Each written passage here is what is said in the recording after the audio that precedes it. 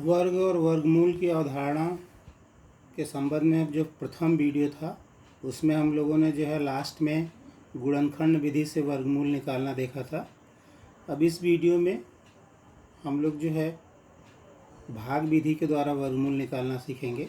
तो यहाँ पे हमने एक क्वेश्चन दिया हुआ है कि 5329 का वर्गमूल भाग विधि द्वारा निकालिए।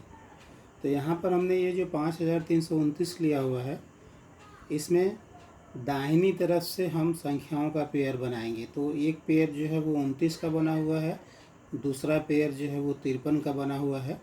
इसके बाद हम लोग एक ऐसी संख्या से भाग देंगे, जिस संख्या से भाग देंगे उतनी बार ही ले जाएंगे। तो यहाँ पे हमने ये जो 53 लिया हुआ है एक पेयर, 53 में जो है 7 से भाग दिया हुआ है तो 7 सते 49। अब यहाँ पर 7 को हम 7 में जोड़ भी देंगे तो 7 और 7 14, और इसके बाद 53 से 49 को माइनस करेंगे तो 4 बचेगा। फिर हम लोग यहाँ पर जो दूसरा 29 का पेयर है ये पूरा का पूरा पेयर यहाँ हम उतार लेंगे। तो हमारे पास जो वैल्यू है वो हो गई 429।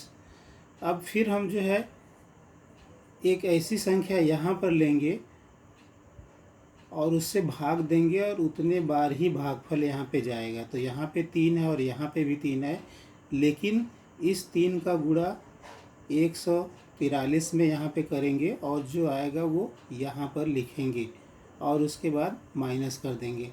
तो 3 बार हम ले गए हैं, 3 तिरिक का 9, 3 चौक 12 के 2, 1 बचा हुआ है, 3 एक कम 3 एक 4। तो यहाँ पर 429 ऊपर भी है और 429 नीचे भी है, इसलिए जो है ये पूरा कट गया। तो 5329 का जो स्क्वायर रूट हमें मिला है वो है 73 यानी 73।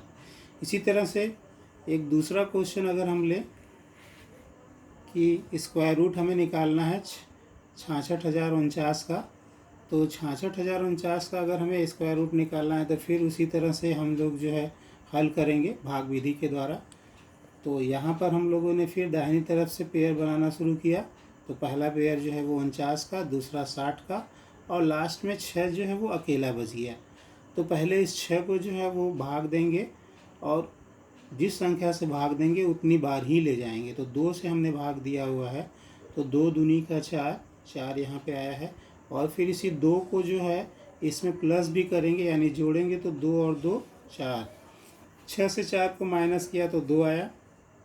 इसके बाद ये जो 60 है पूरा का पूरा 60 जो हम यहाँ पे उतार लेंगे और फिर एक ऐसी संख्या लेंगे जिससे भाग देंगे उतनी बार ही भागफल जाएगा। तो यहाँ पर हमने 5 लिया हुआ है और ये 5 बार गया हुआ है, लेकिन इस 5 को इस पूरे 45 से जो है वो गुणा करेंगे। तो 5 25, यहाँ पे 5 आया, 2 बचा, और 5 के 20 2 22। फिर 260 से हमने जो है 225 को माइनस किया तो हमारे पास जो है वो 35 बचा।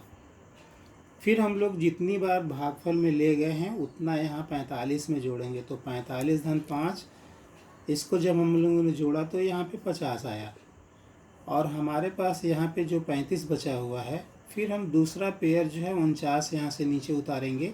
अब हमारे पास जो संख्या हो गई वो है 3549। फिर एक ऐसी संख्या से भाग देंगे जो उतनी बार ही भागफल में भी जाएगा। तो यहाँ पे हमने 7 लिया हुआ है और इस 7 से इस पूरे 507 में मल्टीप्लाई करेंगे, और जब हमने मल्टीप्लाई किया तो यहाँ पर ये पूरा का पूरा जो संख्या है वो कट गया 3549। 507 को हमने 7 से गुणा किया तो हमारे पास 3549 आया और पूरी संख्या कट गई। तो यहाँ पर इसका जो स्क्वायर रूट आया है वो 257 आया हुआ है। अब हम परफेक्ट स्क्वायर के कुछ प्रॉपर्टीज़ को देखेंगे यहाँ पे, यानी कि जो पूर्ण वर्ग होता है उसके गुण या दोष क्या है। तो पहली अगर हम गुण की या प्रॉपर्टीज़ की बात करें या दोष की बात करें, तो यदि किसी संख्या के अंत में 2 3 7 या 8 होगा तो वह संख्या पूर्ण वर्ग नहीं होगी। जैसे यहाँ पे हमने देखा कि 82 93 187 248 के अंत में 2 7 2 3 7 और 8 है। अतः यह जो संख्या है 42 93 147 248 यह कभी भी पूर्ण वर्ग पूर्ण वर्ग नहीं होगी। उसी तरह से दूसरी प्रॉपर्टी है इसकी कि यदि किसी संख्या के अंत में शून्य की संख्या विषम होती है, ऑड होती है, तो वह संख्या पूर्ण वर्ग नहीं होगी। जैसे यहाँ पे हमने 160 लिया है, लास्ट में एक जीरो है, 4000 लिया हुआ है, लास्ट में 3 जीरो है, 9 लाख लिया हुआ है, लास्ट में 5 जीरो है। तो यहाँ पे हम देख रहे हैं कि इन संख्याओं के अंत में 1, 3 और 5 शून्य आ रहा है, अतः ये संख्या कभी भी पूर्ण वर्ग नहीं होगी। इसकी जो तीसरी प्रॉपर्टी है वो यह है कि सम यानी इवन नंबर या सम संख्या का वर्ग हमेशा जो है वो इवन नंबर यानी सम संख्या ही होगी। जैसे 2 का स्क्वायर बराबर 4, 4 का स्क्वायर बराबर 16, 6 का स्क्वायर बराबर 36, 8 का स्क्वायर बराबर 64 आदि। चौथी जो इसकी एक महत्वपूर्ण प्रॉपर्टी है वो ये है कि विषम संख्या का वर्ग हमेशा विषम संख्या ही होगी।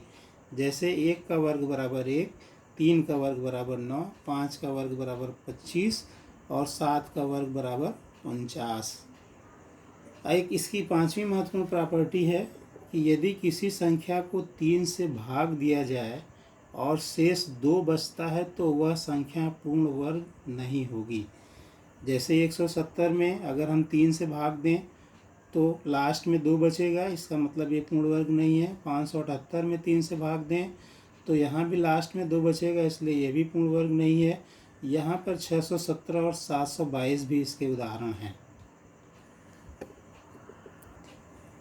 अब यहाँ पर एक क्वेश्चन हम दे रहे हैं, इस क्वेश्चन का जो आंसर है आप लोग कमेंट बॉक्स में डालेंगे। क्वेश्चन है इवैल्यूएट स्क्वायर रूट ऑफ 92,416 यानी 92,416 का वर्गमूल निकालिए। कृपया सभी लोग इस वीडियो को लाइक करें और सब्सक्राइब करें।